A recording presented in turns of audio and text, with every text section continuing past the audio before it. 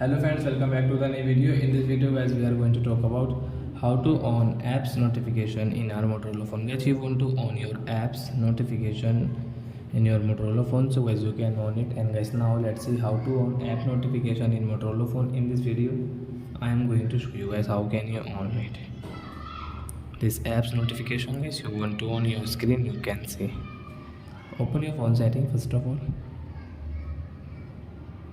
apps and notifications.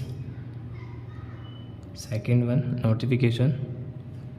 Click on this see all, and guys which app notification guys you want to on, so you can on from here. Example like photo, maps, contact, YouTube, Gboard notification, guys Play Store notification, file notification, like WhatsApp notification. So you can on your app notification from here guys. So I hope friends you have understood how to on app notification in Motorola phone. So that's it guys, thanks for watching. Now we will meet on next video with new topic. Before going guys, please go and like my video, subscribe my channel. Bye bye friends.